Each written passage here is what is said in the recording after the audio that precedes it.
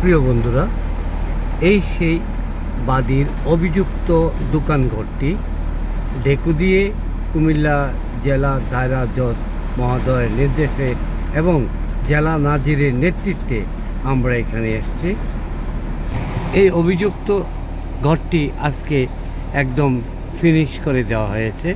দীর্ঘদিন মামলা চলার পর বাদীর পক্ষে রায় আসার কারণে এই বাদী উচ্ছেদ অভিযান পরিচালনা করার জন্য কোর্টের প্রার্থনা করে সেই বিজ্ঞ আদালত সেটা একদম মিসমার করে দিয়ে শেষ করে দিচ্ছে। দেখুন, সত্য কোনোদিন পরাজিত হয় না। সত্যের জয় অনিবার্য হবেই, তবে মিথ্যা সত্যকে অনেক কষ্ট দেয়। ধন্যবাদ সবাইকে।